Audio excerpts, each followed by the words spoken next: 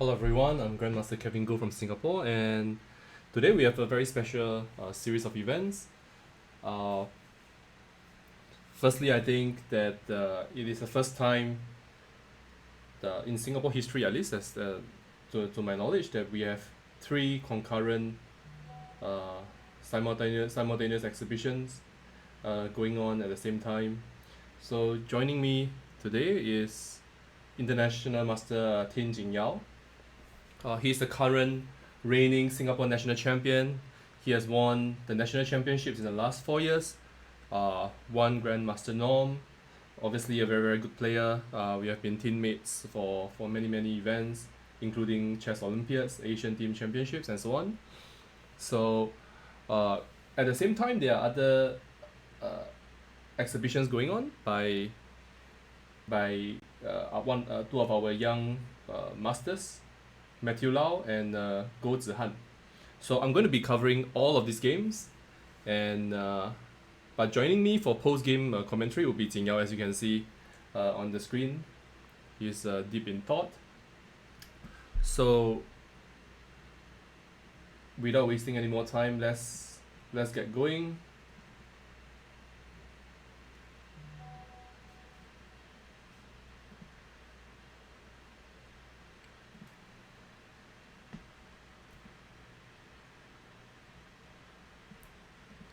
So let me just do some editing.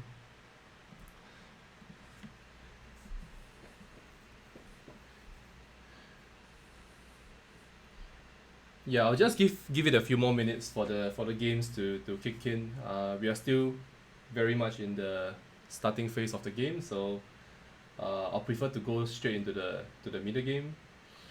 But I want to give a very quick update, as which I've already shared on my Facebook, that as you can see from the top left corner of the screen, we are currently uh, 28 $28,458 into our charity drive, which is an amazing achievement. But obviously, we are still looking for more funds so that we can contribute to the families that are struggling because of COVID-19. So if you need any information, please get in touch. We can send you uh, a lot of information pertaining to the beneficiaries that we are trying to help, and the mechanism of doing so.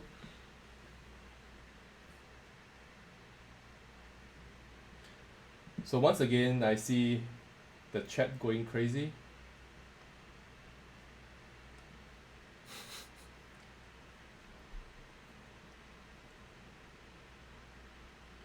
So Jingyao is playing against 15 players, and based on what I'm seeing on all the boards, he's not doing something that many of the other players have been doing. He's going full mainstream theory based on his understanding. So every single game seems to be in line with his usual opening repertoire. So this is a good sign, because it just means that he's not taking any of his opponents lightly.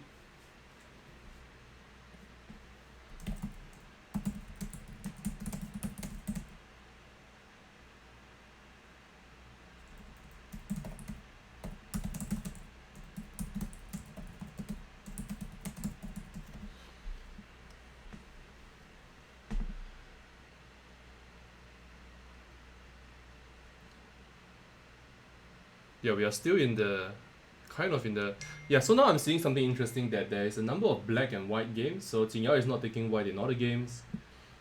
I think that he has randomized the colors. And the last time I did that was I did something similar in the simultaneous exhibition for a chess club from the Philippines. And in that exhibition, out of 15 games, I had 1 white and 14 blacks. So that was kind of crazy. Jingyao is a little bit more fortunate. He has 4 whites, I believe. 1, 2, 3, 4, 5. 5 whites out of 15 games. So not exactly a very fortunate uh, draw of colors, I've got to say. Yeah, I see a lot of e4, e5 and mainstream d4 stuff, which can which bounds the to be which can only be a very good thing because it just means that he's going to be sharing a lot of his own knowledge on these openings. So a very very quick overview of what's going to happen in the next 2 weeks. Tomorrow we are going to have a very special guest. Grandmaster Andre Cavon will be giving a simultaneous exhibition of his own from Singapore time 5 p.m. to about 8 p.m. There will be 16 boards simultaneous. And on the 3rd of May, we are going to have a very special international cross-border match with Kazakhstan, which is a traditional Asian powerhouse. We have a lot of history with Kazakhstan. I think the last time I played with them was in Baku at the 2016 Olympiad, and we managed to beat them 2.5, 1.5, despite us being outrated on every single board. But we have lost many matches to them as well in the past.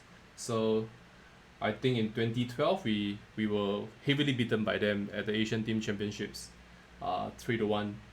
So this will be a very interesting match, and it's supported by the Kazakhstan Chess Federation as well as the embassy, the ambassador of Kazakhstan in Singapore. So there will be a lot more details coming up. We have more or less secured 95% of the players. There will be close training sessions to be organized with these players. And a big shout out to a very generous donor, Mr. Zhang Changjie, who has agreed to donate $1,000 for every single match win. So if a Singaporean player wins his match against the Kazakhstan player, he will donate $1,000 to the cause.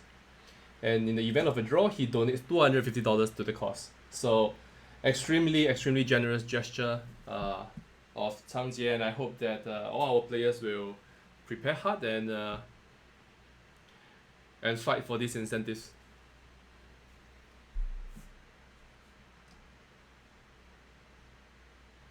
Okay, so let's jump into some of the games.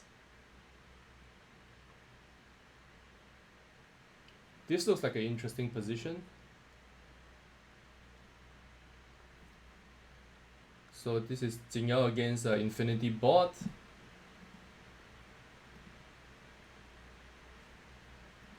E4, E5. E5 has been Jingyao's staple opening for as long as I can remember. I think he used to play the Sicilian and when he was a kid, but E4, E5 has been his main opening for a very very long time. So we are looking at the four knights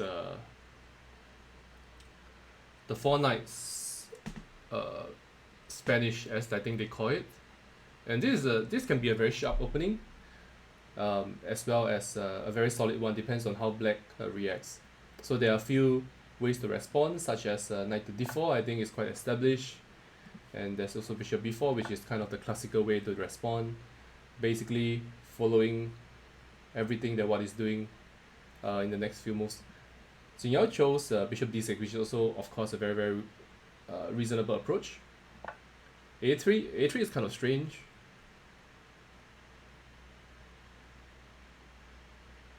I'm trying to understand the point behind this move. because black is not threatening anything on the b4 square, and there's no immediate need for this. So a move like d3 even, or perhaps even h3, because I think I sort of understand what he's trying, because he wants to make sure that his bishop is not trapped. So for instance, if now he goes d3, he might be forced to change the light square bishop after a6. Let's say bishop c4 and b5, bishop b3, knight to a5, and he loses the light square bishop. So maybe that's the point of a3. But a move that I am not entirely familiar with. Castles d3. Yeah, so I think this proves the point that white is delaying castling on the king side because he has evil intentions, as can be seen a few moves later after a6, bishop c4, rook a, and g4. This is extremely interesting and a good game to follow. So obviously he wants to go g4 to g5, maybe rook to g1, some kind of attack. Yeah, already this is not something that demands accurate and precise play. I'm not saying that black is in trouble. He has not done anything wrong, so he cannot be in trouble at this point. But this puts pressure on black, that's for sure. So if knight takes g4, rook to g1, I guess. Knight to f6, and then there are some ideas like knight h4 maybe to f5, or bishop to g5, queen to d2 followed by long castle, or bishop to h6 followed by knight to g5. All of this stuff look very, very dangerous. In fact, I can see that after bishop h6, for example g6, knight to g5, attacking f7, black goes rook to e7 and queen to f3, and I don't even see how black is supposed to defend against this. So taking the pawn would be extremely dangerous, I would think so. Yeah, this is something to keep an eye on. Okay, so Jingyao continue with d6, g5, knight to h5, knight to h4, and yeah, looks great for white. Looks like a good attacking position. I think g6 is kind of required now.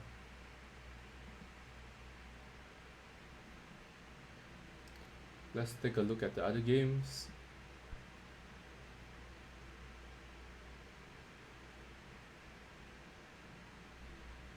I see the Budapest Gambit here.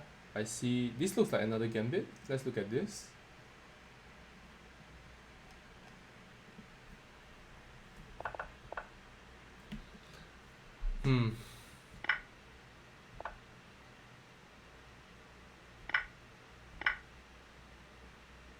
Yeah, this I believe is a very old Gambit that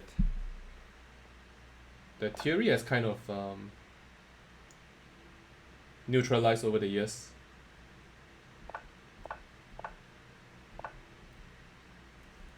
Yeah, so I'm wondering whether black could have played c6.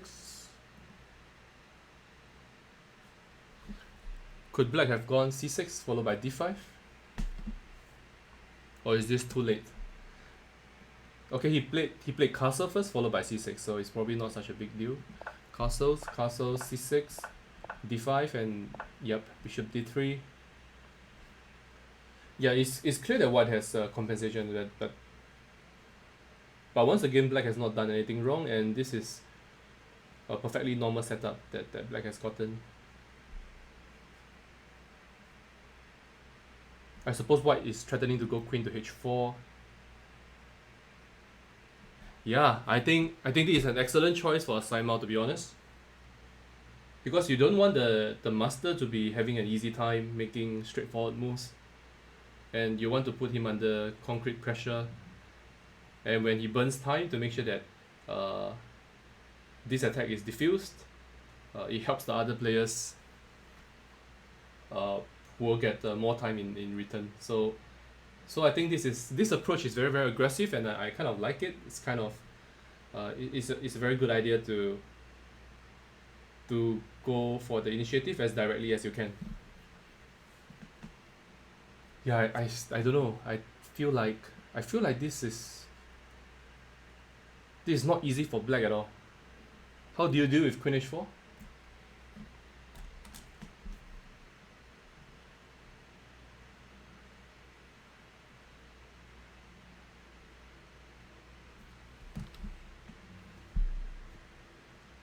Yeah, I don't see an easy way for black to defend. Maybe h6 first would be clever. Kicking the bishop back. But I can imagine stuff like bishop after h6, even bishop takes h6. Is this too crazy or what? And after takes, let's say queen to f4. Yeah, let's say queen to f4. And already, I'm not even sure, because I'm threatening queen h6 and let's say if I defend with king to g7, queen g3, king h8, queen, let's say queen h4. Okay, let's go queen to f4. Okay, black can go knight g8 and this defense. So it appears that the immediate sacrifice on h6 does not work. Yeah, but at the same time, an aggressive move could be h4. I don't know, very very interesting position, and yeah, I would like to see what happens in this game. Okay, bishop d3, bishop e6 played, and now queen h4 as what I mentioned. Yeah, I don't like this for black at all.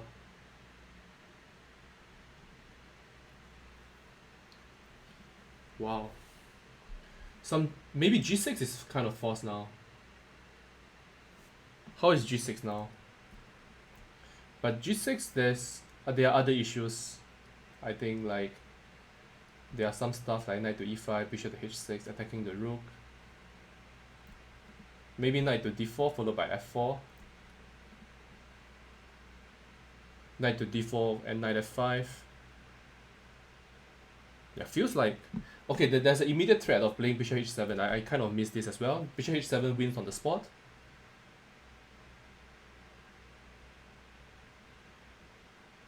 Yeah, feels like g6 is forced.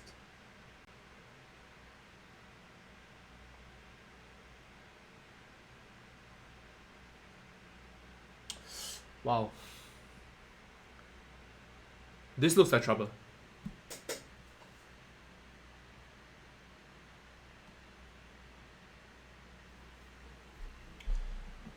Okay, let's keep an eye on this one and check out the rest.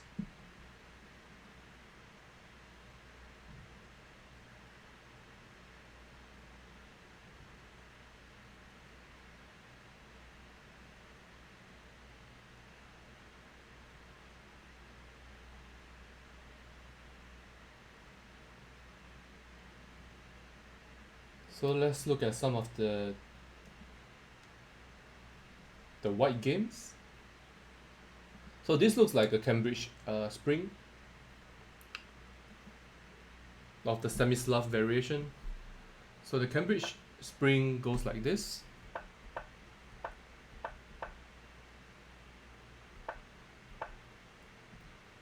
So there are a number of move orders to get to that position.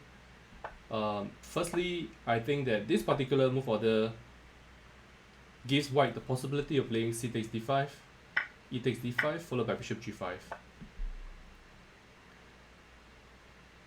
And it's not so... I don't think this allows the Cambridge springs anymore. For example, after c6, e3, yeah, knight b d7, I go bishop d3, and the knight develops to e2, so I go bishop d3 and knight to knight to e2, and you don't get the usual Cambridge springs position. So the usual move order is that they go they go c6, I think, knight f3, knight f6, knight c3, e6, and now bishop g5, and you go knight b d7, and now white has committed the knight to f3, and which is why after e3 black goes queen a5, to reach the proper Cambridge Springs position. So the queen on a5. This move signifies the opening. And I believe Grandmaster Sam Shankland, a very strong player, recommended this in his Chessable course recently. Yeah, knight to d2. Yeah, there's a very important opening trick that everyone should know. For example, after bishop d3, which looks like a very natural move, black could go knight to e4. And now if bishop takes e4, d takes e4, and this bishop is hanging because the queen slopes in horizontally, which can be very easy to miss. So instead, let's say white goes rook c1, black plays knight takes g5, knight takes g5, and now d takes c4, and there is a double attack once again. So this is a very important but kind of fundamental opening trick that you should be aware of if you are a d4 player, especially. Pretty sure that Jingyao knew this since he was 12 or something. Yeah, so instead white went knight to d2. I think that, yeah, I'm trying to recall the theory here as well. I think cd5 is kind of, yeah, I think cd5 is kind of one of the more critical lines. After knight takes d5, you go queen to d2, bishop to b4, and now rook to c1. And eventually you get to win the bishop pair. Black normally takes on c3 in this instance, and then white goes bishop d3 and try to expand the center with e3 e4. So this is a very tense battle. As it stands, I think theory considered this position to be a bit better for white, but certainly a very playable position. So knight d2 is another approach, and bishop e7 I'm not certain at all. Now this I'm not so sure. Maybe it is theory, so if somebody wants to educate me. Yeah, so once again there is a very serious blunder that was waiting to happen. So bishop d3, a very natural move, would have lost to immediately to d takes c4. Once again, this motif is very thematic in the Cambridge Springs. So yep, so that's a very brief overview of this opening. Still a lot of chess to be played.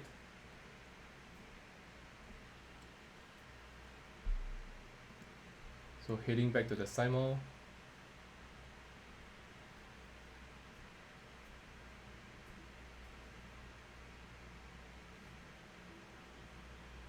Somebody is saying that he's playing well.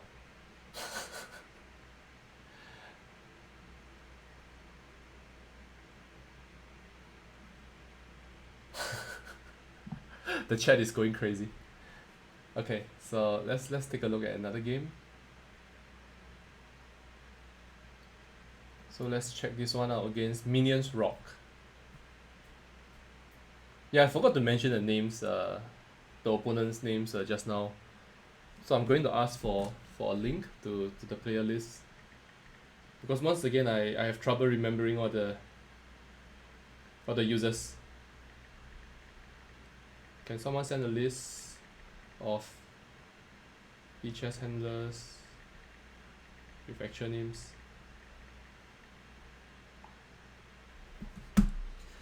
So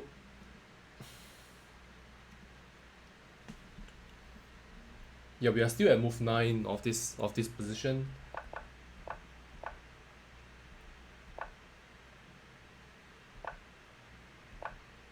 Yeah, the G3 variation against the King's Indian is something that is very popular these days, and as far as I know, white is doing fine. Much thanks to Boris Avrok and his books on 1d4 for quality chess. So if you do read some books, I think These are possibly the best opening books out there, and he made a very convincing case for white in these lines with g3 and bishop g2. So firstly, I think that there's a line that goes c5. This sort of transposes to the Benoni after d5, and black goes d6, bishop g2, e6, and here white can go castle, and after e d5, c takes d5, and rook e8, we transpose to the main line of the fianchetto Benoni variation, which is very very sharp. But I remember Jingyao had a really exciting game against a Greek grandmaster at the Baku Olympiad, where both players were going back and forth at it. So you should check out the game, do a search, and check that game out. So very very very exciting game that was. There was also an interesting possibility after e6 that white could think that maybe black has misplayed the move order. I can take on e6, bishop takes e6, and now knight to g5, which optically looks very very promising. But after bishop takes c4, bishop takes g2, knight bd7, bishop takes a8, queen a8. Now this rook is being hit.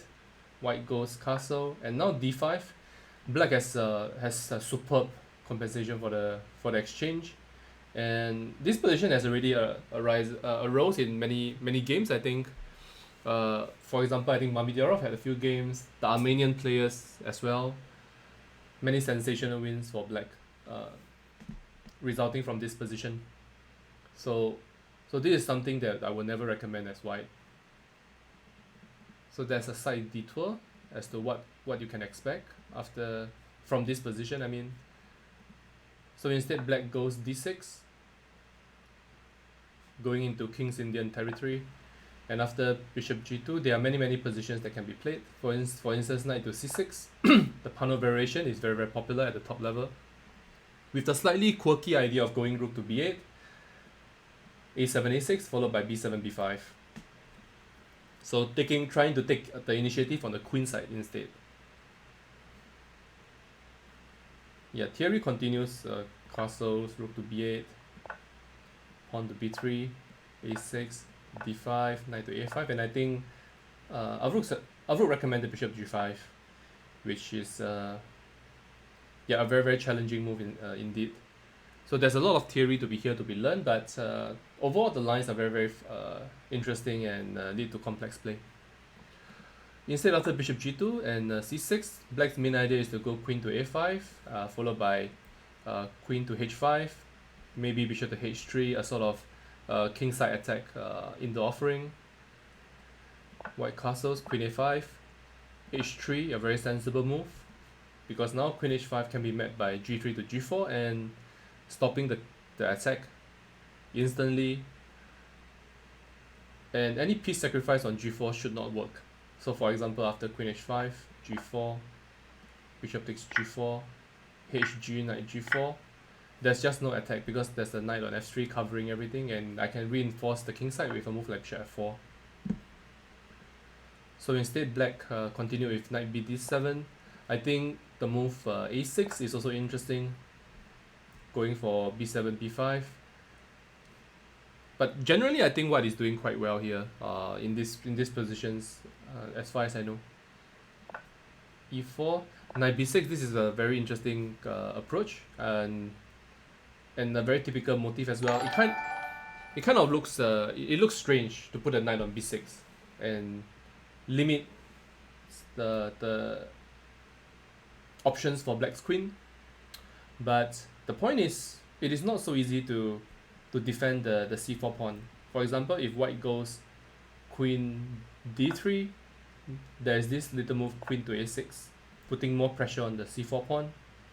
And now if white goes b3, d5 comes into consideration. So my opening understanding of this particular line is kind of limited, But I trust Jingyao to know his stuff, and I'm sure that he has a solution in place.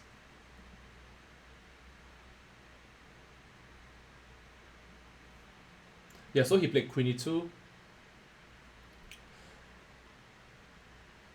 and I guess the point is if black goes queen to a6, now b3, d5 I can take the pawn because the queen is defended on e2, so maybe that's the point.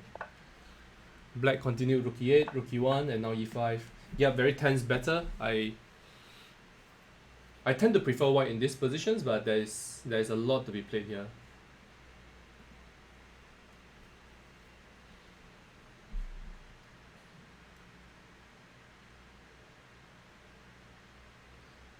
So the participants of the Simul has 15 minutes plus 10 seconds increment per move, which is actually a very very short time control if you think about it. But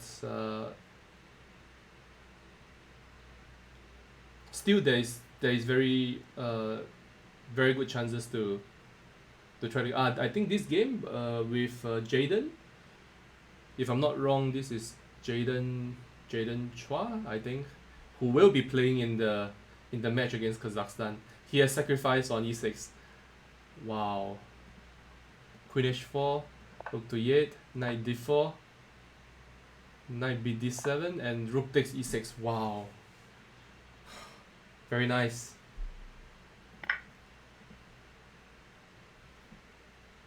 Because there is something to be said about the safer approach with knight takes e6, but I think I'm trying to figure out what exactly is wrong with this, because after f e6, rook takes e6, this looks great for white.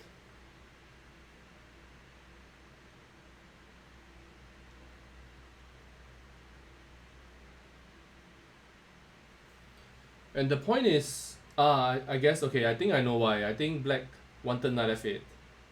Knight to c5 does not work because of bishop h7. And after knight h7, bishop e7, I think. Yeah, and followed by rook back to e1. And white is a pawn up. For example, queen d7, rook e1. This looks just winning for white. So I guess the point is black has knight f8, but still this looks very very promising.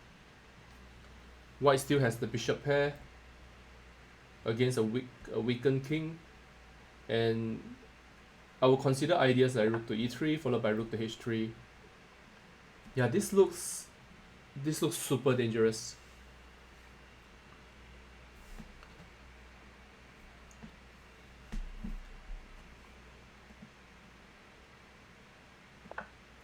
Yeah, wow. 96. I'll be interested to know what the Jingyao had in mind.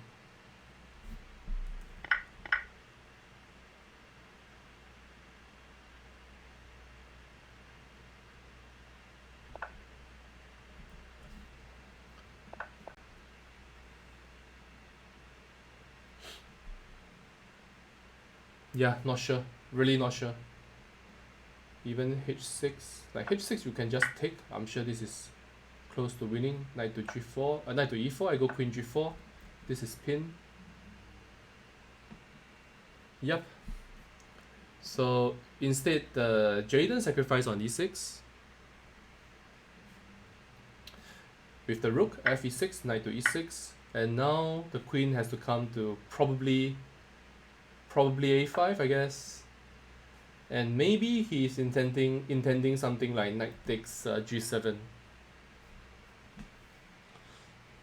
Okay, let's try to find a win here, because I'm sure white has saw something that attracted him.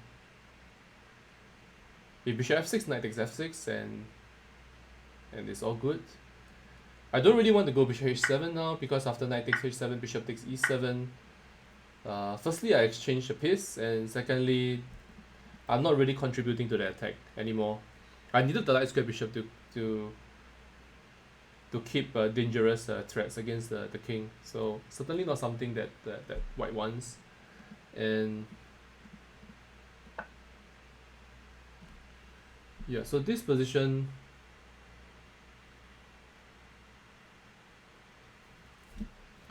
let's take a look at what black wants. Maybe a move like bishop a3 is something that he wants to get counterplay. So there are some small threats that black can come up with. I would like to bring my pieces into the play, but it's not so clear how to.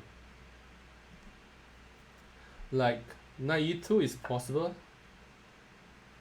a bit slowish, but kind of sensible if you think about it. If I can get my knight to f5, this would be great. But here I can go queen takes a2.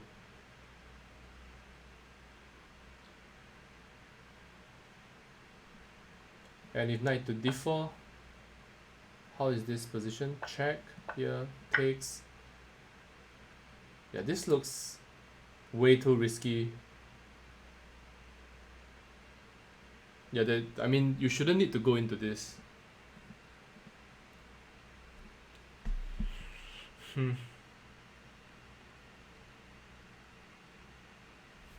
There's another idea that I have, which is to go g4, followed by bishop f6, knight takes f6, and g5. How is this position?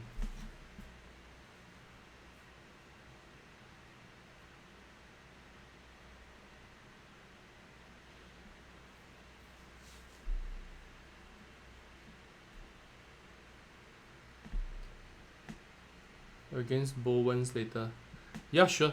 I'll check that out. Yeah, okay. I think yeah, definitely something that one should keep an eye on now.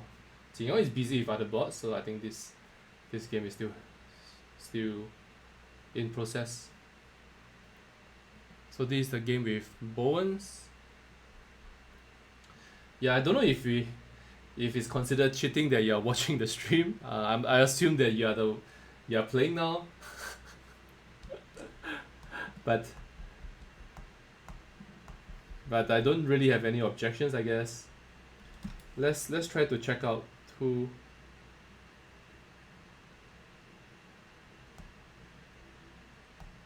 Yeah, I'm just looking at the list of names. So Bowens is Zhang Bowen. I hope I pronounced your name correctly. So that's Zhang Bowen.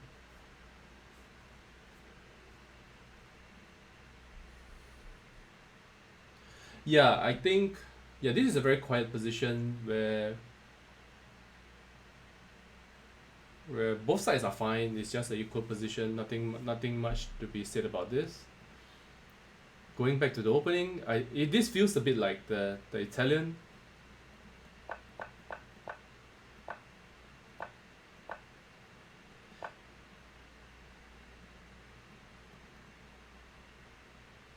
Yeah, so naturally, so this is a famous opening, the Re Lopez, and black has many ways to continue. Obviously, there's bishop e7, the classical way of playing, but Jingyao has always been playing the Mahler variation, which is characterized by the move bishop to c5, and here there are a few ways to play against this. So I believe knight takes e5 is one move that can be tried, and they go bishop d4, queen to d4, and d6. But I think, as I understand, black is doing quite fine. The other move is that I think white could have gone rook to e1 with the idea of going c3 and d4. So for example, after d6, c3, castles, d4, bishop to b6, pawn to a4, bishop to g4. I think they go bishop e3. They're generally leading to very, very sharp positions as well. I think that firstly the one of the key points is that knight takes e4 loses to bishop d5, and this can happen in many situations in the real Lopez. So for example, even in this position after bishop e7, uh, rook e1, b5, bishop b3, castles, c3, d6, d4, yeah, bishop g4, and once again bishop e3 is like a very very serious move. With the main point being knight takes e4 is not possible due to bishop d5. So instead, the white continued with d3, and also a very valid approach, but I think it is not the most critical. Now d6 was played with the main idea of playing knight to a5. So every time white needs to think about the move knight to a5, capturing the Spanish bishop. So I think here is the time when white has to go c3, allowing the light square bishop to escape to the c2 square. And that's the main point behind d6 as well, like defending the e5 pawn, allowing knight to a5, because the immediate knight to a5 was not playable due to knight takes e5. So once again, coming back to the starting position of the real Lopez, it is really important to understand every single move of starting from even move 1, like what you are really trying to do, and to understand the main point of it. So theory says that black has to go d6. And here the main move is c3, more or less the only move in this position. And I've seen even master players playing h3 or d3, forgetting that black goes knight a5 and followed by capturing the bishop, equalizing instantly. So this can even happen at the grandmaster. I've seen a grandmaster who actually did this before, like completely forgot about the fact that he has to play c3. So the opponent managed to get a draw quite easily. I think that was the game marked Paraguay against Enrique Paciencia, our very own Enrique. So instead, so h3 was played knight a5, rook e1, knight takes b3, a takes b3, h6, bishop e3, bishop takes e3, rook takes e3. So I think the question was, should white have taken with the pawn? Certainly it's a playable move, but if that's the case, then rook e1, the rook should have stayed on f1 so that he can make use of the f file. For instance, here bishop e3 could be played, bishop takes e3, fe3, and the rook is a lot more useful down the f file as compared to the e file. So in this particular situation, I would say that rook takes e3 makes more sense as compared to the previous line. And actually, even thinking about this from the black perspective, is applicable as well. So for example, in many lines of the Joko piano, there's a case to be said with pertaining to lines with bishop e6. So for example, knight f6, d3, bishop, let's say bishop e7, castles a4, let's say d6, rook e1, knight a5, bishop a2, c5, c3. So many times black goes bishop e6 at this point with the rook on f8. And if the rook comes to e8, bishop e6 doesn't make any more sense, because it would then waste another tempo going back to f8 to make use of the open f file. So this is one important thing to remember.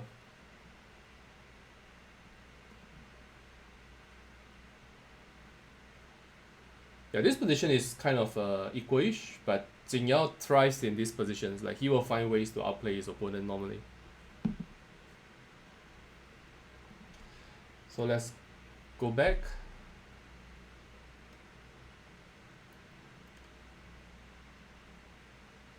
Let's look at this game against Vertonghen. I cannot remember who Vertonghen is. Vertonghen is Tae Yixiang, yeah, who has generally been very active in participating in the Simos and has done well overall. So looks like another sharp position.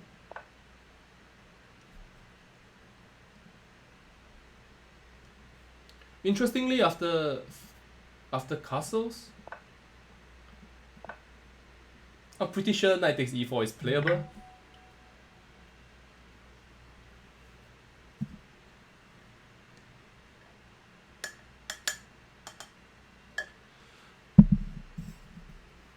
So it's interesting to know that Jingyao has played bishop c5 instead. Because here the two main moves after knight to knight f6, which is called the two knights defense. The main moves are knight to g5. Very, very sharp. And leads to complex play after d5, ed5, knight to a5, bishop b5 check, c6. And here white has many options such as queen to f3 and also bishop to d3. The two most trendy moves from this arising from this position. So Jingyao has loads of experience in this as well. And the other move is d3 to defend the e4 pawn before castling, and leads to quieter positions. And yeah, kind of strange that if white could get away with castles, yeah, it'll be really strange because I honestly didn't know this. I'm pretty sure that black could take on e4 now. And if white does something funny, like let's say rook e1, I have d5.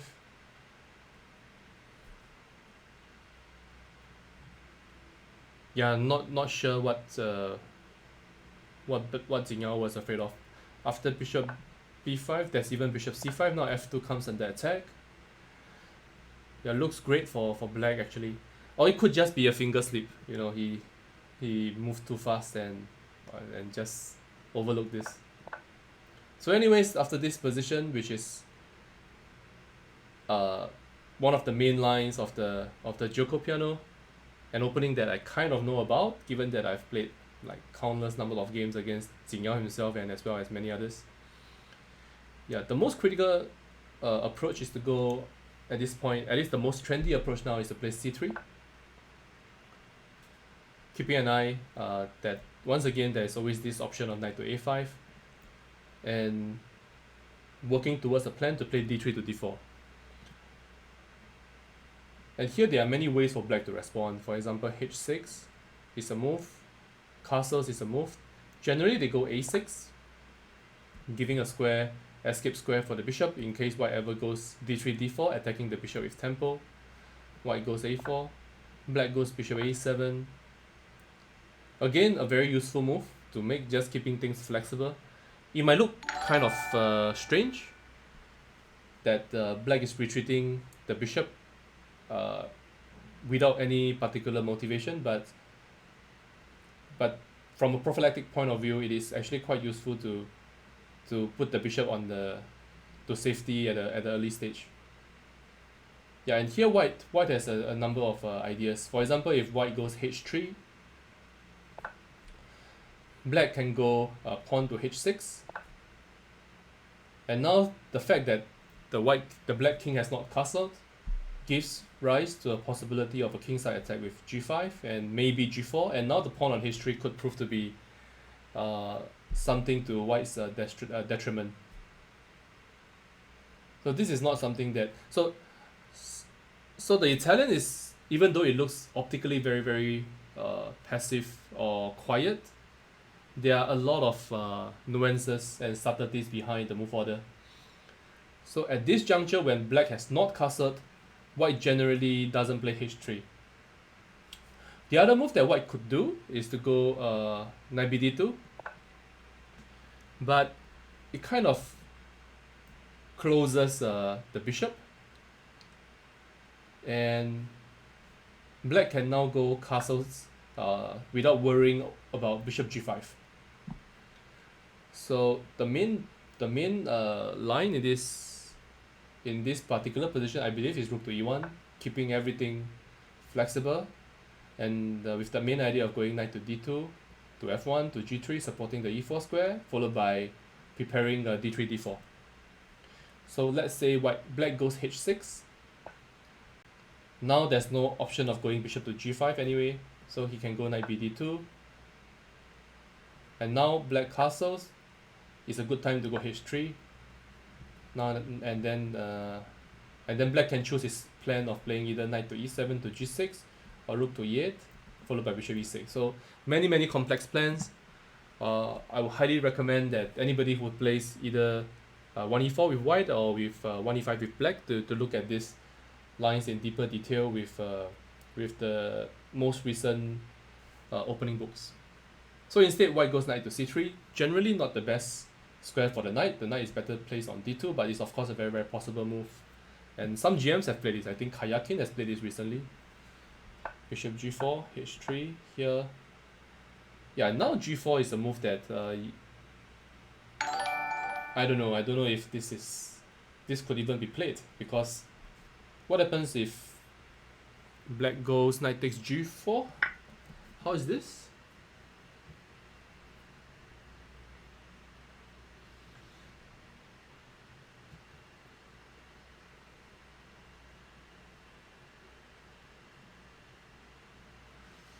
Isn't this very, very dangerous? After hg4, bishop g4. Now I'm threatening knight to d4, and this is pin. No, I finished one game. You finished all your games already? No, I finished one. Oh, I think come after I finish all my games. Sorry, Jingyao, I cannot hear. I cannot quite hear you. I come after I finish all my games. Yep. Oh, okay. Yeah, that's Jingyao making a surprise appearance. So, yeah, knight to d4, followed by queen to f6. So white can go bishop e3, I guess, stopping bishop knight to d4. Pretty much the only move. Queen f6. I don't know, man. This looks. I mean, objectively, white might be able to defend this, but I wouldn't think that it is a particularly enjoyable affair.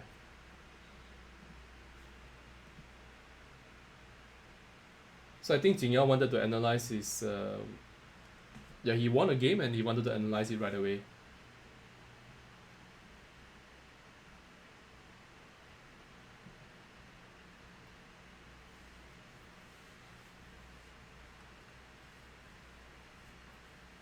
Okay, I want to take a quick look at the other exhibitions. So let's take a look.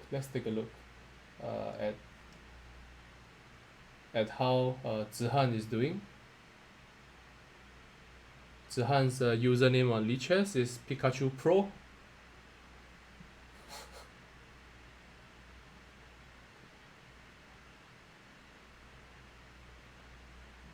So this is 16 boards and he has won 2 games. So let's check out the games that he has won. Against Crystal Lee. And which is the other one? I don't see it. Okay, against Donaric. And wow, this looks like a game that feels like it is a just an opening issue over here. After e4, e5, yeah, d4. This is the center game, and d6 is not exactly the best way to deal with this. So after d4, black can go e takes d4, queen d4, knight to c6. I believe they go queen e3, knight to f6, knight c3, bishop b4, and followed by castles.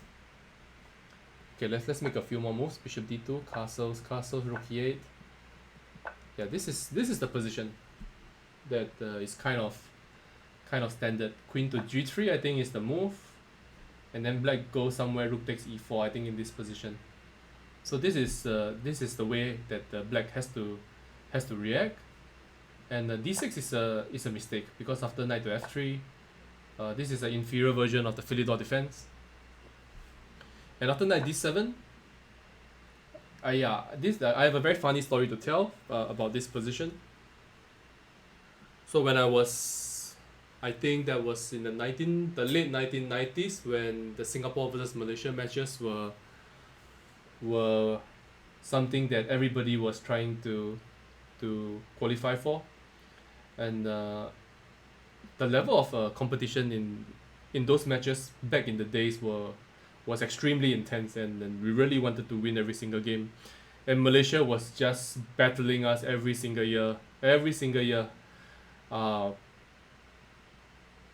We lost like 8 to 9 years in a row, or something like that, when I was a kid. So my friend, I think I will name him because I don't think he's I don't think he's watching this, so I'll name him. His name is Navin Salavani, one of our best players in the under 20 age group. Was playing against international master Lim Ewing of Malaysia, good friend of mine. So Navin played bishop c4. And Ewing spent like 15 minutes over this position trying to understand where he has gone wrong, because he has clearly gone wrong. This particular position is already very unpleasant. And he went bishop e7. White played d takes e5. Black replied with d takes e5. And then I was sitting next to the game and I gave a quick look at Navin and at Ewing, wondering what these two guys are doing. Navin very quickly played knight g5. And with the idea of bishop takes g5, queen to h5, which is a very typical motif in this Philidor type of positions, gaining the two bishops. So he was very happy with this. And then a few moves later, I bumped into him at the washroom, and then he mentioned something like, okay, good that I know my theory, I studied this before, I kind of know this knight g5, and now I'm having a good position. And then I asked him what happens after queen to d5 and move 6, because it's just winning on the spot. And he gave me such a horrified look because it was winning on the spot. Like, black loses an insane amount of material from this position. And it was funny that both players didn't know about this. So I think generally if you play e4 openings, you have to know this stuff. These are really, really fundamental and can help you to get very easy points straight from the opening. Yeah, instead knight c3 was played, which does not make use of this inaccuracy. Bishop c4 would have been stronger. Now after knight c3, the best move is knight to f6. And after bishop c4, bishop e7, knight to g5 can be met by castles, and black is very safe. And this position is actually a very playable one, and many strong players play this opening as black. And I can say that from the white side of view, it is actually not easy to get an advantage against this line. And black played f6, which is something that you don't want to do. It weakens the light squares. And I'm not sure whether this is I don't know, maybe it's a mouse slip. He was intending to play knight f6, and I don't know. Because f6 is just too weakening on the light squares, and also black can never castle on the king side. White continued bishop c4, bishop e7. And I think once again there is an opportunity to take on e5 and maybe queen d5, but it's not as clean as the other one that I mentioned. Castle was played, a6, d5, f takes e5, yeah, queen d5, yeah. So now Zihan found the right idea, and the game is over. I mean, black could have played knight to b6, I guess, but after queen f7, king d7, knight takes e5, d5, rook to d1. The black is suffering a world of pain. So yeah, the position is more or less almost lost after f6. No, it ended in a draw. It was a fighting draw, a very, very long game, like 3 hours plus, almost 4 hours. Back then there was no increment, we were using analog clocks, so it was 2 hours for both sides. And Navin was very displeased with me. He said that you shouldn't have told me during the game because I was so upset. And then I just said, you deserve it, like, for missing queen d5. You could have finished the game in 6 moves. Yeah, another interesting story we get pertaining to this idea of sacrificing or targeting the f7 square, which is acknowledged as the weakest square in black's camp. I had a game myself at the Asian Cities, no, it's the World Cities Championships when I was 14, the 1997, yeah, Asian Cities, no, World Cities Championships in Jakarta. My opponent played d6, I played d4, he played knight d7, I played knight to f3, he played a6, I played bishop c4, and my opponent was like, you know, typical adult. He looks at me, I'm a young boy, um, I was still pretty short, you know, nowhere close to my current height. So he looked at me dismissively and he just like, I'll just play b5, and boom. King f7, knight to g5. Now with king e8, knight e6 traps the queen, so he had to go king g6. I went knight e6, queen e8, and I was never going to go for the rook. Queen to g4, king f7, queen f5, knight gf6, knight g5, king g8, queen e6, and mate, and he resigned. So I mated the guy in 11 moves, and this was even announced in the bulletin that this 14-year-old boy managed to checkmate his opponent in 11 moves. Yeah, this is a funny story. I kind of forgotten about it until now. So that's me going off tangent. Very sorry for that. Not quite grandfather story, but yeah.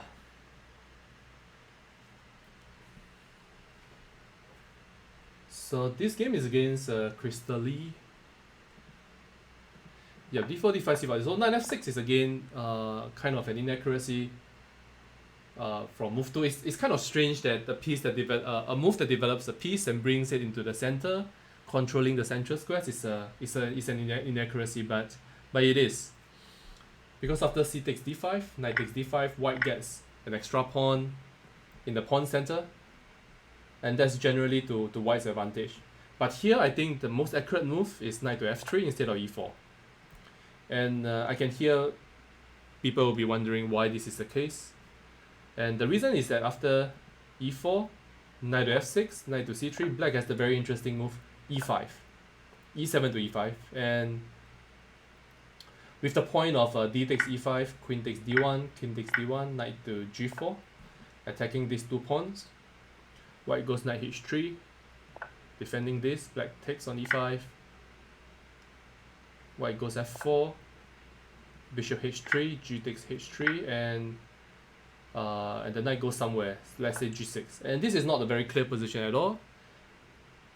It might seem that white has the bishop pair and thus have a clear advantage, but one should not underestimate the damaged pawn structure on the king side and what kind of impact that might bring eventually in the ending. So I read about this in the very old opening book called Basic Chess Openings. So that's a really old book, written by a Hungarian master called Gabor Palai, I think. Yeah, and I still remember it now. So I don't even know how to emphasize enough how much you should read as much. You should really read as much as you can, especially if you are a young player.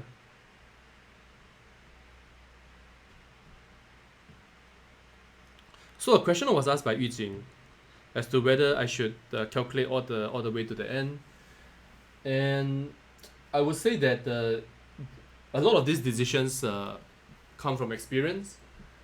Because if I sacrifice a piece, I'd like to make sure that at the very end, at the very least, I get something concrete in return. So famously, Mikhail Tal, the very famous world champion, is well known for sacrificing based on intuition. But there are very few players who can play like that.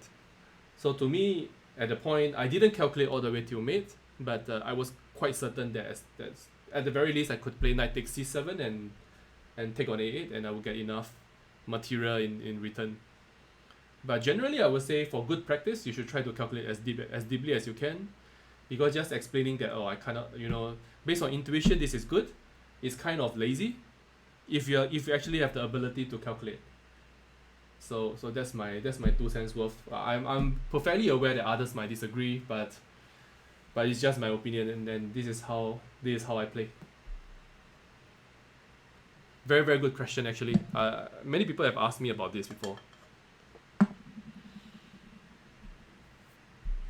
So that's Zihan getting on to a very good start. 2 quick fire wins.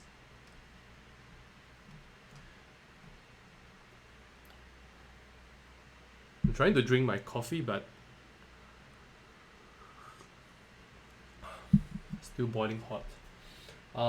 Yeah, let's go back to the Simul. So big shout out to Matthew Lau for his very amusing initiative of choose the first move. He's doing his own stream, so I will not be covering his games.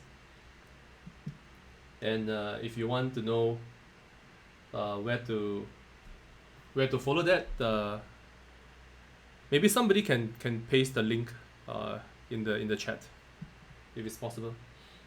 So let's head back. Let's head back to Jingyao.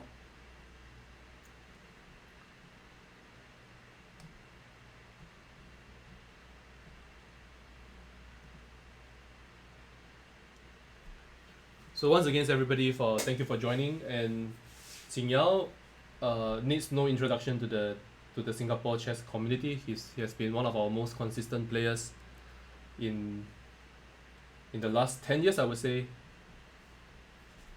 He's the current reigning Singapore national champion. He has won the national championships 4 years in a row.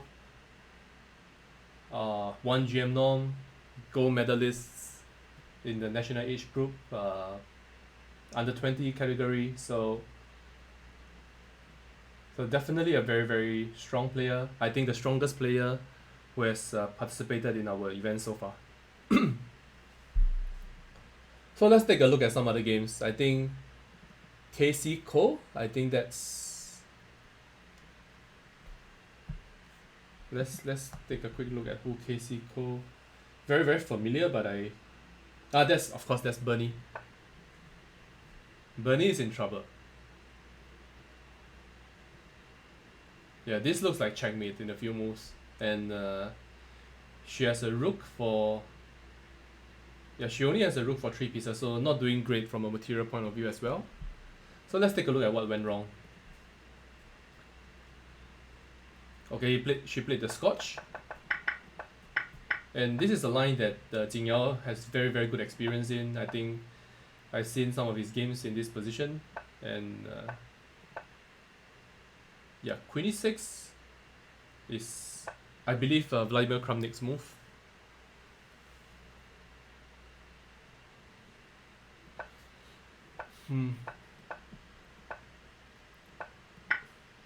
Yeah, there's some serious inaccuracy here, because definitely black is not supposed to win a pawn so easily, straight from the opening. But I'll be the first to say that I'm hardly an expert in these lines. Queen to e6. I'm not sure. Maybe instead of b3, which is not essential at this point, maybe g3. And after g6, bishop g2, bishop g7, f4, there's no d6 because c6 is hanging. So this could be the reason, but c4 is hanging in this case, so maybe not. So g6. There's also the idea of knight to e4. With the point bishop g7, maybe knight to f6 check. I don't know, I'm kind of making this up.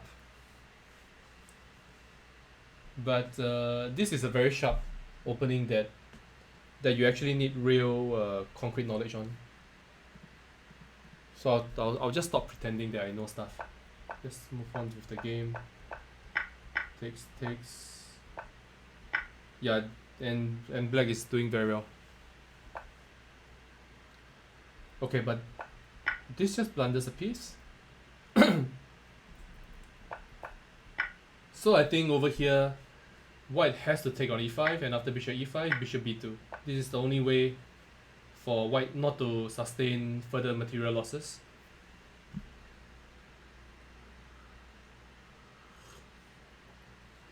Although I have to say black's position is still very very fine, like rook to b8 with the idea of knight c4. This is pinned, the b2 bishop is hanging. And if rook to b1, bishop f5. And something like, yeah, knight to e4 takes, and again knight takes c4 works. White has decent play for the pawns because of this horrible pawn structure, but it's hard to imagine that black is not better here. And he probably is substantially better. But instead after bishop f4, queen c3, the game is over more or less. Being a piece down is not something you want against. It's hard to play against Jingyao with equal material. Yeah, then rook takes e3 was another oversight, I think. But it's hard to find suggestions. Yep, I think Bernie can resign with a clear conscience here. Yep, game is over. So Jingyao goes 2-0. Excellent stuff. Let's take a look at some other games. Which other game is interesting?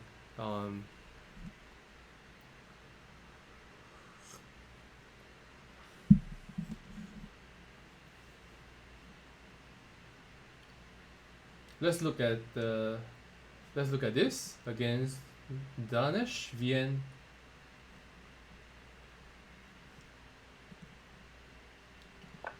D4, knight f6, King's Indian, now a main line.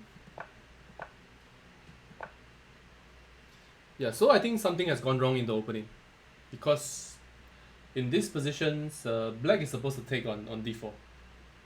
Pretty sure that. Yeah.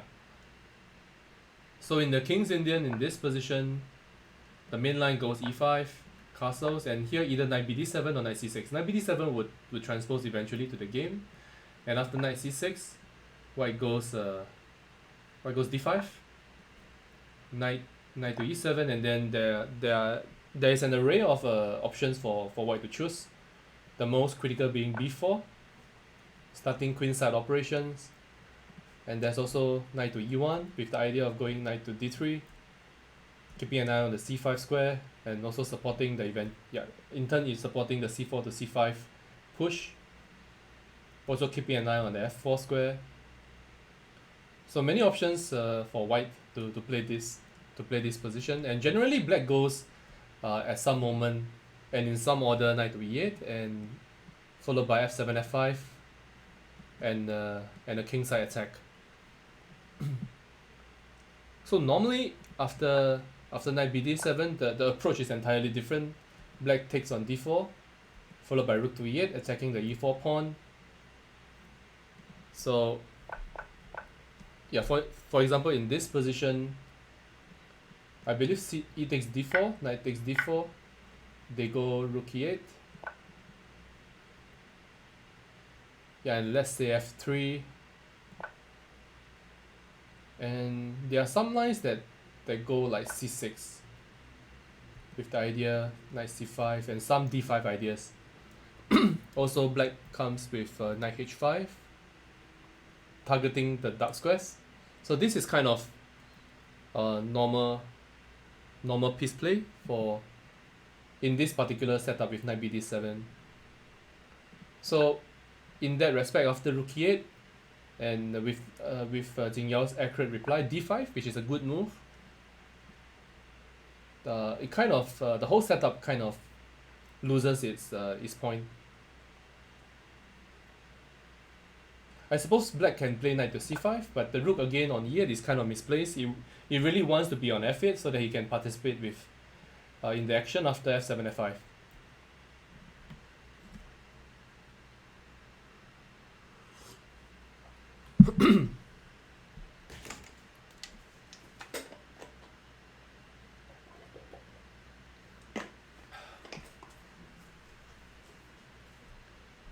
Yeah, so I don't quite like I don't quite like rook to e8 after d5. Yeah, b6 is I also think that it is in the a step in the wrong direction, because generally white is going to attack on the king on the queen side. He's going to go before at some moment. He wants to try to play c5. He wants to try to play a4 a5, and b6 is just kind of helping him. And you don't really have to make this move at this point. You can do some other stuff. So I would say that yeah, maybe knight to c5 is the correct approach, attacking the e4 pawn.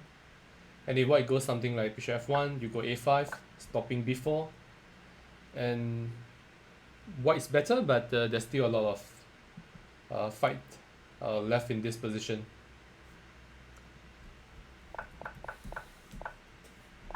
Yep. So here's the queen side play coming, as expected. Yeah, king h8 and king g8 is a clear sign that black is struggling to find a plan. Yeah, so c5 played, takes, bishop a6, c6, incarcerating the b8 knight.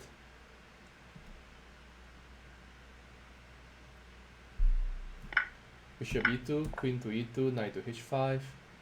Yeah, this position is positionally lost. Just no counterplay for black. Yeah, now he wins a piece. Yeah, and the game is essentially over. So I think this is another instructive story about understanding typical plans that of the line, that of the opening variations that you play. Because here it seems that black has gotten his ideas all mixed up. Yeah, this is a matter of time. Looks like there are some tricks, but there are none. This position, white can go knight takes c7, I guess. Yeah, knight to d3 is a tricky little move. With the idea that the knight is on free, but it cannot be taken because h2 pawn will be captured with mate. And Jingyao has lost 2 games. Wow. So Infinity Board has checkmated him, and I'll take a quick look at that and to understand how that has happened. But it just goes to show that even very strong players do suffer a lot in Simons, and you know, these are very, very tough games for the players.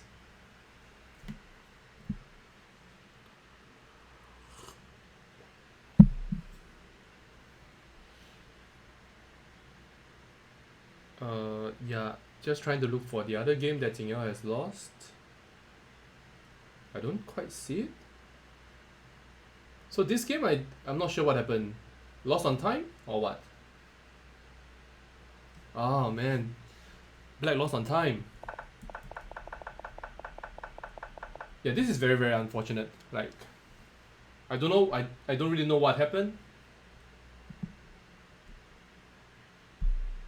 I think maybe he just, because the way this platform works is that you actually have to be very conscious about every single board, and you don't want to just rely on the auto switch function.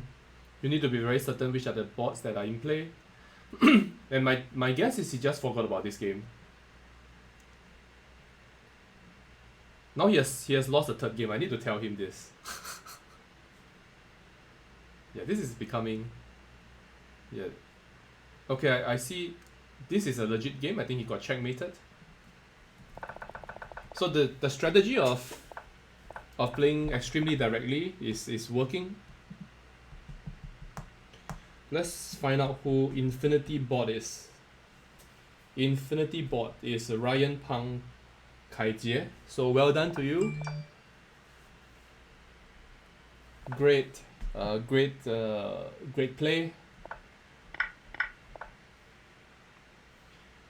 Yeah, and g6 crashes through. At some point, I'm guessing.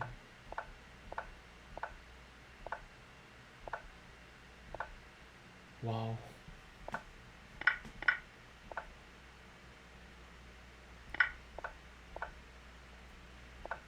Wow, rook g5. This brilliant, I mean, it's just brilliant play. Just brilliant play by white, and yeah, and the game is over.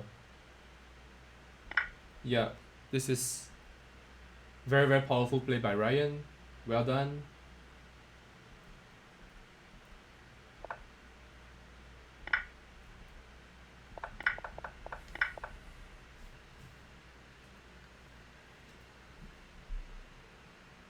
Yeah, I don't even have a suggestion for black because, like I said, after knight h4, I clearly didn't like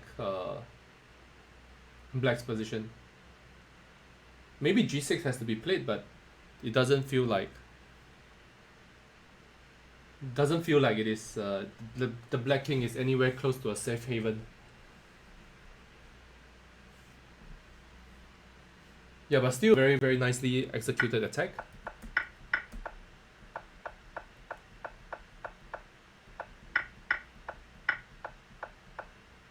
Yep, very nice. Good play.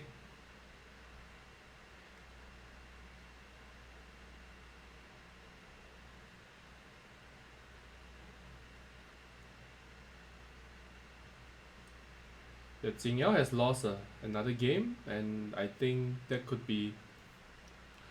I'm searching for it now. So Vertonghen.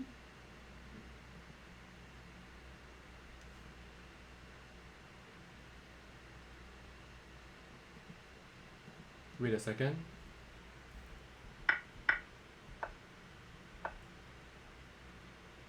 And white has won on time, but I think this should have been a draw because.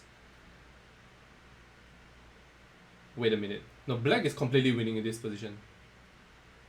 No, black is just completely winning after queen h3 and rook g8. Yeah, just take here and rook g8, and it's mate. So yeah, I'm not sure what happened because the position was not so clear.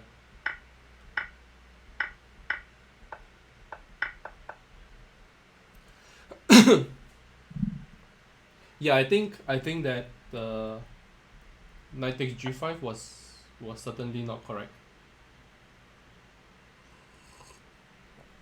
I think bishop g3 should have been played, but I don't particularly enjoy the prospects for this bishop. It's being currently locked up by the pawns, which is maybe why white wanted to sacrifice the piece, and maybe he thought that black was forced to take on g5, and then after bishop g5 the knight is pinned. But knight takes d5 is a very nice intermediate move. Yeah, and after this, yeah, white is just lost. Okay, let's hit back.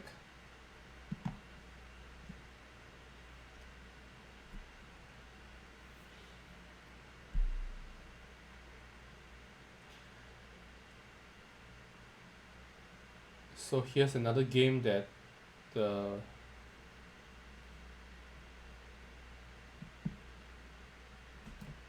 Dai Zuoyang. Dai Zuoyang has won. So let's see what happened in this game. This is a Bogo Indian. Another one of Jingyao's specialty.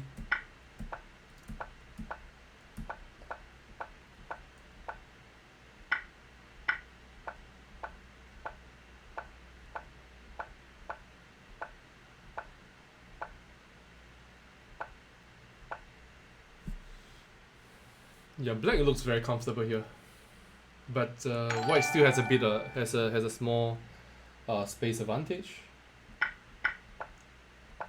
And now a4 is the move. Yes, now black's doing fine, so I'm not sure what happened.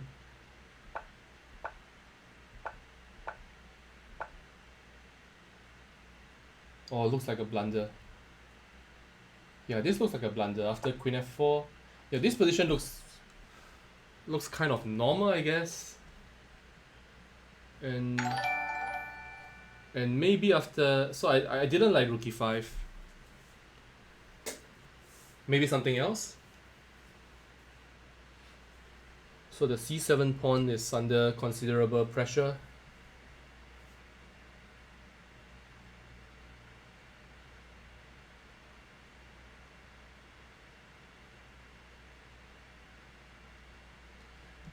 I don't know.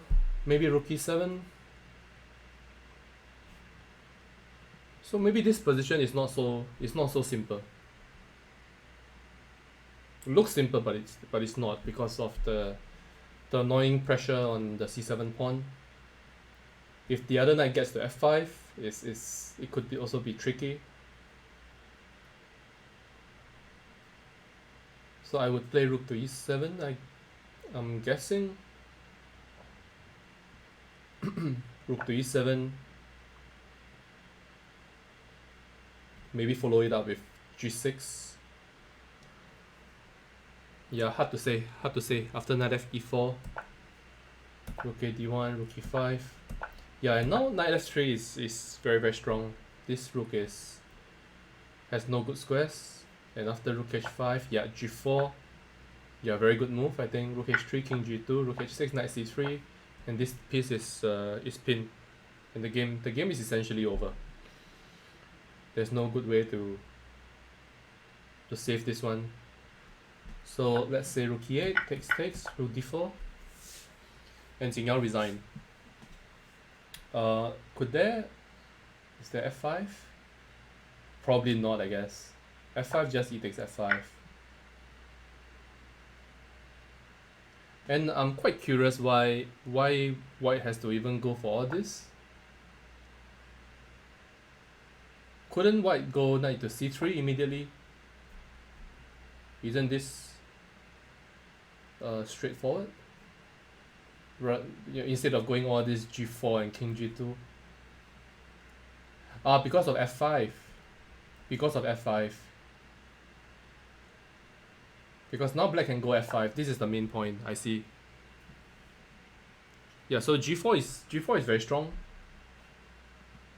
Rook takes h3, king g2, here knight to c3.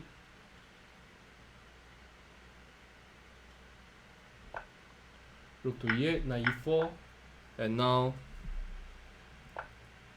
yeah, this position, yeah, black can resign. Because now f5, I can simply take on f5, and there's no good way to make use of the open g file now. So this position I felt was fine, but I was not able to find a very clean solution to sort of neutralize white's initiative. So maybe white is a bit better still. Anyway, it's a good game, so congratulations, Tai Zhuo Yang. I hope I pronounced your name correctly. So Jingyao is having a 6-4 score with 5 remaining games. This game looks winning.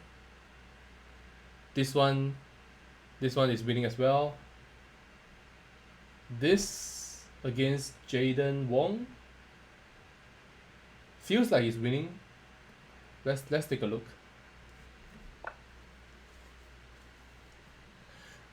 So Jaden has a pawn for the exchange.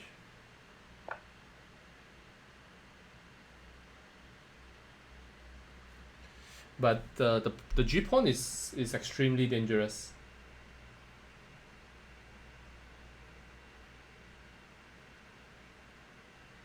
So with some threats of bishop h7 followed by knight f6. So this rook has to go somewhere. Rook f8. So there's actually a very legitimate threat now. Okay, so for example, rook to e5.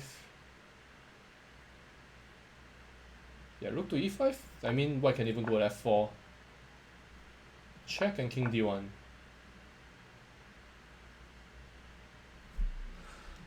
Not clear at all.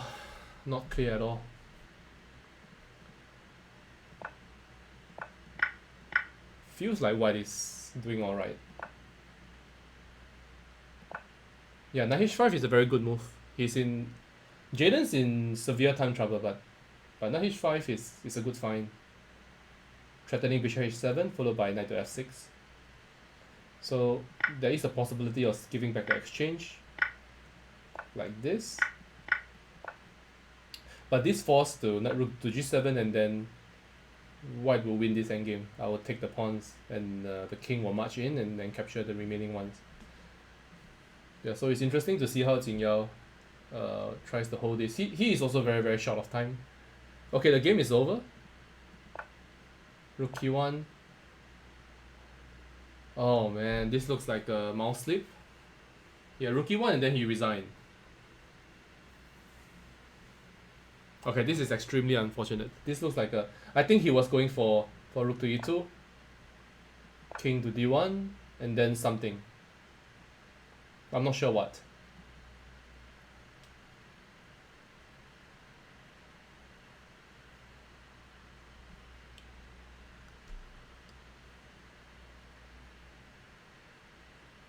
Yeah, not clear at all. It feels like black is still in trouble. Because there are no good squares. Like rook to e7, there's knight f6. And if I take, gf6 is with check, and I take e7. So if rook here, I have f4 like I said, maybe rook e3. Maybe this is the best, but g6. No, feels like Jaden is winning here. No, Jaden was winning anyways, I think. So fair play to him. Very, very well played. So, yeah, white was winning here with +2. So very, very good game as well. So that's Jingyao's 5th loss. Against very good play from Jaden.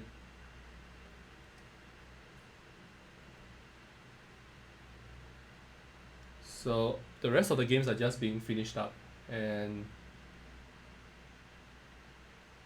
yeah, there's this game, 2 games going, or 3 remaining games. There's one against Danesh.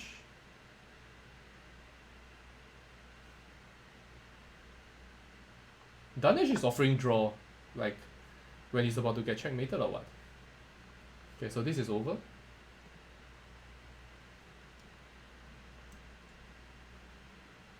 Okay, so he's finishing up. So the last game, and then he'll be joining me live.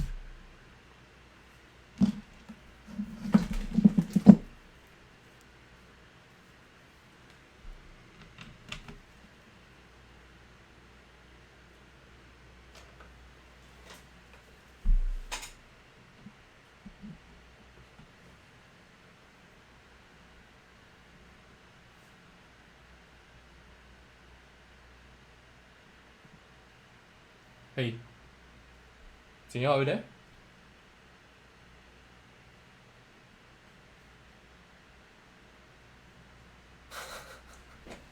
Hi. I feel bad. Some of the games I don't even think I played that I lost interest. Yeah, I know. I think there was one game that ended after Yeah, 13 there's one moves. game, I don't know, it just never showed up. It's like it hasn't even started. I think that I think you were relying on the auto switch, right? So No, I was manually clicking, but I somehow I just like never got to it. so that's the minion. Is that the minion yo game? Yeah, the Minion Mill game. We didn't even get Yeah. Okay, that was a bit unfortunate. Do you want to share a bit about the other games? Like which are the games that you feel were interesting? I think the game against Vertonghen, I think you were winning, and you lost on time. Yeah. So that one was close to mate. I think you queen h3 and then followed by rook g8. Yeah. It hit. Yeah, should be hit.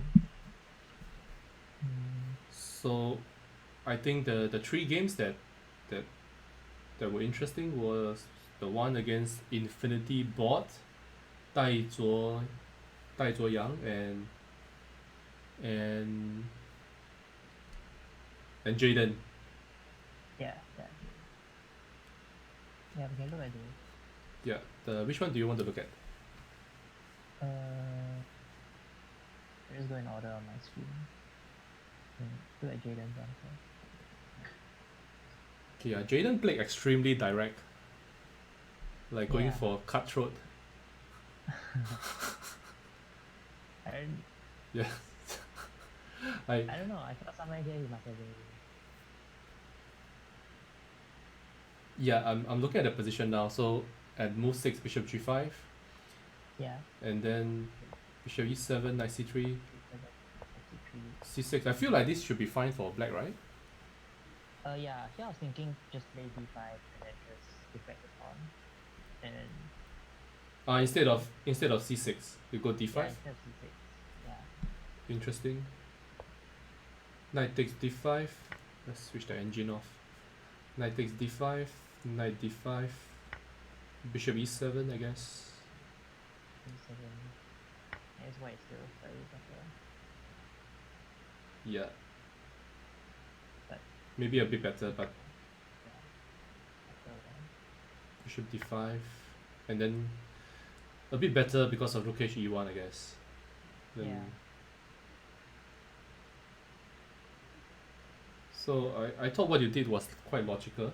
c6 d5, but I couldn't figure out like how to defend after this because it looks super dangerous. Bishop e6, queen h4 looks super dangerous. Yeah, after queen h4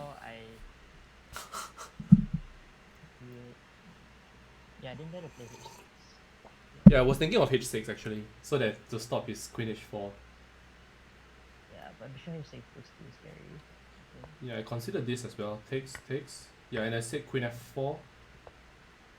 Queen f4, king g7. After bishop h6, gh6, queen e3. Sorry, there was queen e3 which I missed. So maybe I should share screen with you. Maybe. Oh, okay. No, that will mess up the settings. So I can't. So anyway, yeah, on move 10, h6. h6. Yeah, bishop h6, gh6, and there was queen e3. His queen's on h4, isn't it? On d4. So instead of bishop e6. Yeah, there was queen e3 attacking e7 and h6. Yeah, after bishop e6. I can't they just play h6 g5? Okay, so I mean after move 10 h6, bishop h6, gh6, and queen e3. Takes first. Yeah, takes first and queen e3 attacking to and e7 and h6. So this also looks very, very dangerous. Let's see. Yeah, this looks kind of scary. Okay, so instead, I mean bishop e6, queen h4. Yeah, according to the com, like you should play h6 here, but it looks so dangerous. Yeah, it looks too scary. Yeah. This was a bit difficult, I felt, like rook e8, especially in the Simul setting. And I was kind of surprised that he didn't take on f6 after rook e8. Yeah. Yeah. Knight d4, knight b d7. e6. It just looks strong. Yeah. Yeah. Question is why not knight takes e6? Yeah, knight takes e6 is just a simple advantage. But I think he was going straight for the kill, so. F e6, rook e6. Yeah. I mean, I don't want to trust the stockfish on Lichess too much, but he's saying after h6 black's better. In his position. Yeah, after f e6, rook e6 and h6. So instead of rook takes e6, knight e6 first, fe, rook e6 and h6. But okay, never mind. And after rook e6, fe, knight e6, queen b6. Yeah. Yeah, bishop f5. Yeah, this is also quite scary, I think. Yeah, I had no time to analyze this position properly. Only other move I thought of was queen d4. Yeah, knight f8. Knight to F8. knight e2.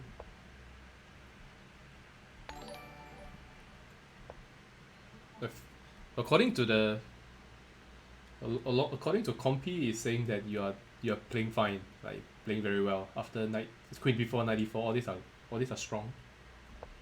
Mm-hmm. Like you played all the best moves. Okay, so instead of queen h6 there was knight e6 neutralizing everything.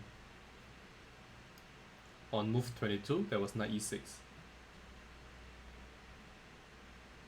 Oh, knight e6. Yeah. Oh yeah. You were thinking. Yeah. Here I thought I was fine already. Then I got a bit confused. Then then his pawns also surprisingly strong. Yeah, I should just.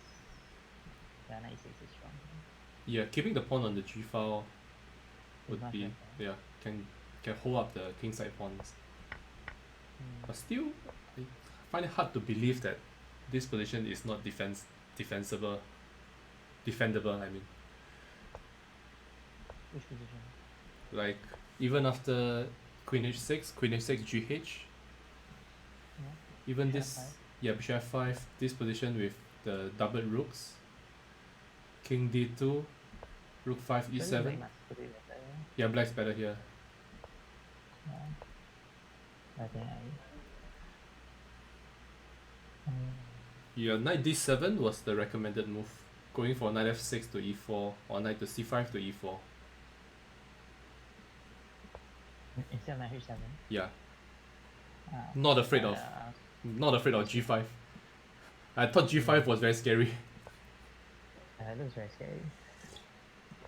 After Yeah. knight h7. Yeah, knight d5, cold-blooded, like defense. Knight d5, gh6, just king h8. Okay, this is not human chess. Nobody will play this like this. Nobody can defend like this. Yeah, so knight h7 is very, very logical. Yeah, h4. h4, knight f6, f3. I couldn't find a clear plan here. Yeah, very difficult. Yeah, very difficult Engine position. should be Yeah, he's saying zeros. Yeah, here I'm just playing without h5.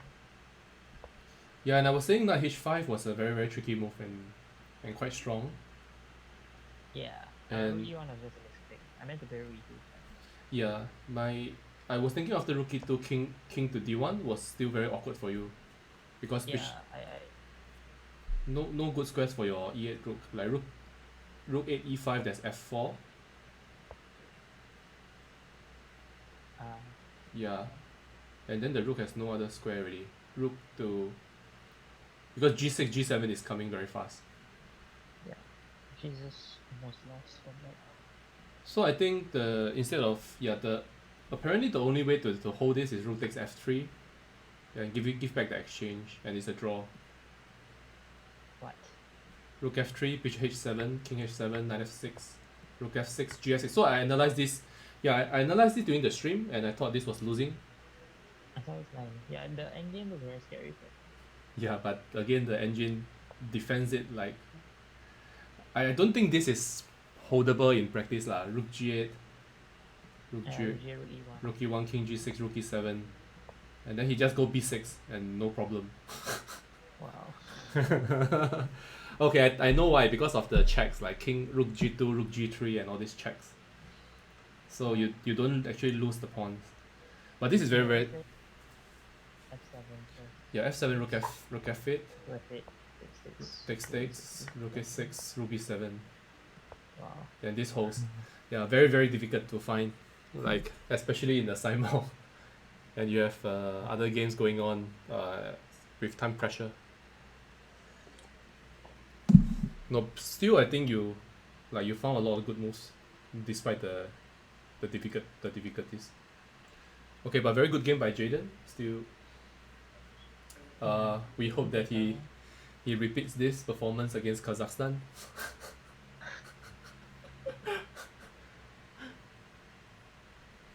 Okay, so the final score is out. Like the Jingyao has scored 10-5.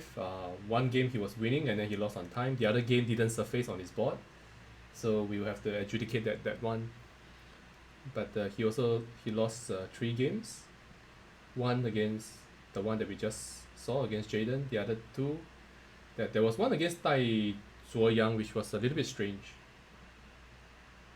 Oh, yeah, the game. I think rook e5 was Yeah, very bad mistake. the decisive error, I think. Yeah, Because I thought the position was fine. yeah.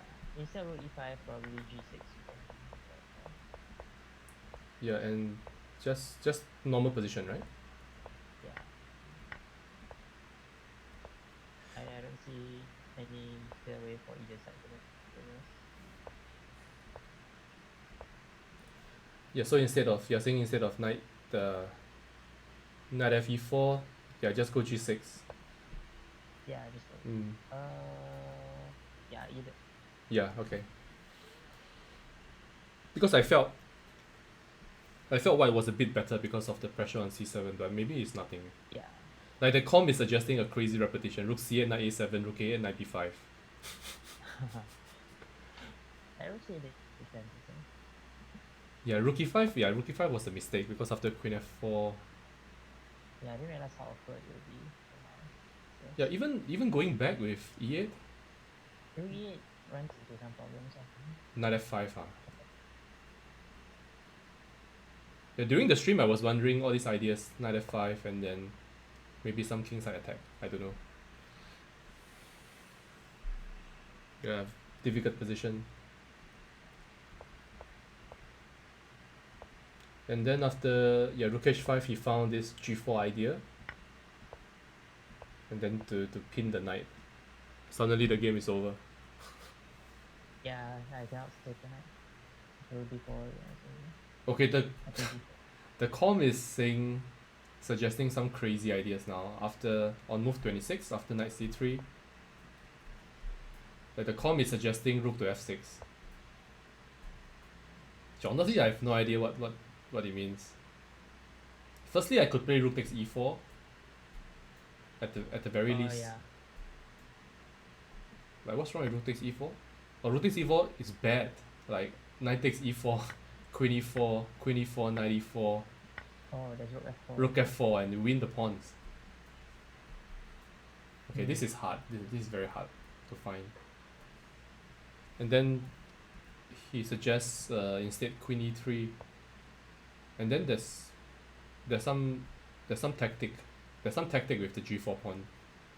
So after queen to e3, rook to d4. I mean, very easy for me to just like follow the engine lah. But these moves are a little bit crazy. And now rook g6 after rook d4.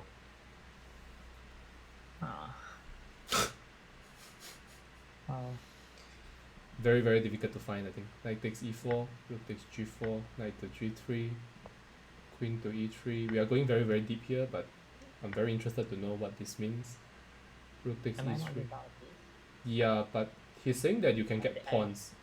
I get b2. You get b2, yeah. You get b2 and maybe c4. And if he goes b4 or b3, then maybe you can disturb the pawn. But knight to b2 can disturb c4. Like okay lah, there's no way anybody can find this. This is yeah, rook f6 is very, very difficult and yeah, it's very easy for the engine to speed out this sort of moves. Okay, so this is a bit unfortunate. But credit to Zuoyang for finding this nice idea, g4, king g2, and then the pin. Very good. Yeah, then this crazy attacking game by Infinity Bot.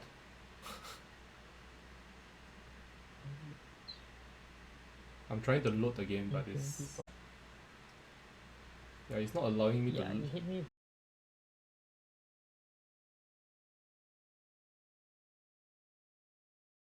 Disconnected. It says my connection is bad. Oh yeah, I can't hear. Any problems with the The what? The call? You can hear me, right? Yeah. Okay, so g4, bishop c5. Yeah, this is a crazy attack after knight h5. Knight h4. Yeah, here I thought g6. I thought g6. But I said something like during the stream I said this doesn't look inspire a lot of confidence because f6 square is weakened. It doesn't look like there's any direct threat also. Mm. The engine is very strong. Yeah, engine says black is better. But how is knight f5? How's knight f5? The com doesn't like it because of bishop f5 followed by knight to d4. Like not afraid of anything. It's cold-blooded defense. Yeah, g6, knight to d5, bishop e6 is supposedly the way to try to hold. Once again, there's like knight b8, knight d7, c6 ideas, and then play 45.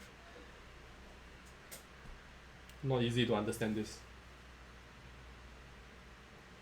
Yeah, I was saying that this was quite a good approach in a simul because it puts you under direct pressure. So no like positional stuff, moving pieces up and down, and waiting to be outplayed. But I think I burned a decent amount of time on this game. yeah, trying to defend this is not easy at all. Yeah, here especially after queen h5, yeah, I thought this was very very dangerous. e6, f e6, knight f3, knight to d4, castles. It doesn't feel like both. Yeah, sorry. Maybe I should have just traded the knights myself. Take this one. Queen f3, rook f8, or no, there's d. Now of course you can play d4. Yeah, there's d4. Maybe e5. E5 looks a bit ugly, I know, but maybe no choice. Yeah, this one maybe can hold because at least the kingside pawns are not crashing through.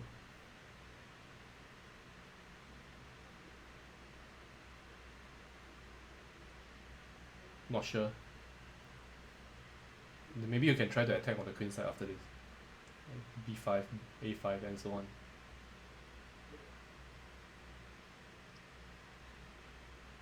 Yeah. What do you think? Yeah, because after when his knight got to g5, I regretted now.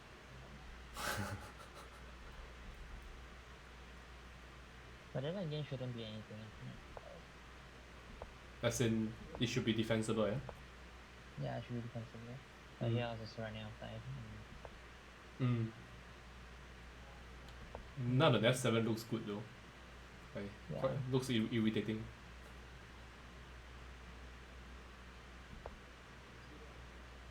Yeah, before. So the com is suggesting that you run as fast as you can. King f8, king e7. Oh.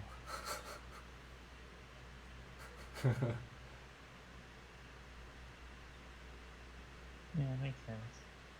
Yeah, the e5 and rook g5 idea was quite was very strong. Yeah, I think after e5 it's possibly already lost. Could be. Yeah, b4 takes e5. Yeah, I think this attack becomes irresistible because of the knight e4 idea. Yeah, knight e4 is strong. Yeah, after rook g5 is over. Yes. Not very very very well played attack, I think. Very scary.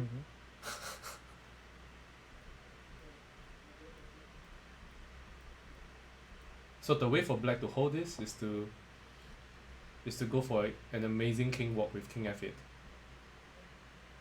I think you can find this move normally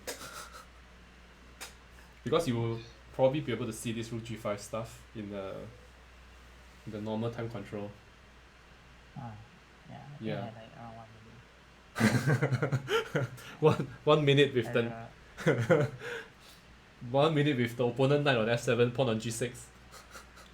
Yeah, I can't find it. Yeah, but white play well. Yeah, white played very well. All credit to Infinity Bot. I forgot the name again. Let me find his name.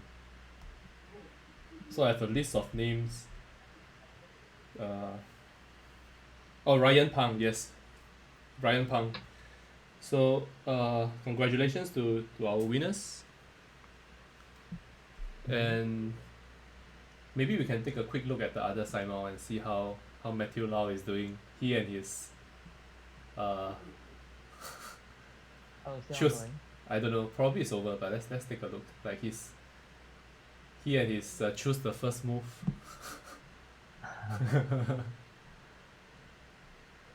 Yeah, it looks like it's over. So let's take a look at how Matthew did. So Matthew scored 12-2, 12-2. Not bad. In some of the games, like there are no pieces left on the board. Like queen and What? pieces, like so many pieces, bishop and queen up. Okay, this how is. Let's see how Zihan did. Pikachu Pro. Zihan's got 11-5. Oh, the same game. Yeah. So some crazy positions. I should probably invite Zihan to the show. But I don't know if he's underage and whether there are any rules like this. I don't know, it's the first time we use it. Yup. Okay, so I think we are at the end of the show. So thank you very much for playing, for your comments. Do you have any other things you want to share, like in respect to the games, your thoughts and anything in general? I think everyone played quite well in general today. And thanks to everyone who participated. Yep. So Jingyao himself will be playing in the match against Kazakhstan in the under-20 category. So just a quick recap on what I said earlier in the show. A very kind and generous donor, Mr. Zhang Changjie, has offered a donation incentive to every single match win. So if a Singaporean beats his Kazakhstan counterpart by a score of 1.5 to 0.5 or 2 to 0, he will donate an additional $1,000 to the fund for every single match win. For every draw, he will donate $250 to the fund. So let's hope everybody prepares hard. I will try to get the player list as soon as possible. And maybe next week we will hold something like a close training session or training games or something like that to prepare for the match. So that's going to be held on the 3rd of May from 4 p.m. Singapore time to about 6 p.m. I will be posting the details on my Facebook as well as sharing it on the various WhatsApp group chats. Giving live commentary with me would be the Super Grandmaster and the top player of Kazakhstan, Rinat Jumabayev. His rating is 2654. To put something into context, my rating is 2501, so he's 150 points higher than me. So that just goes to show what kind of a player he is. Completely different league to what we are used to over here in Singapore. So that promises to be a very exciting event. As the latest I've heard is that they are going to be holding a qualifier to select players for this match. So this is organized by they are not taking it easy. The the Kazakhstan Chess Federation is doing a lot to make sure that they select the best players to you know, they say that this is a friendly match, but they are not going to be friendly over the board. So let's see how this turns out, and we look forward to sharing more details. And once again, thanks very much for all your time and for following the streams.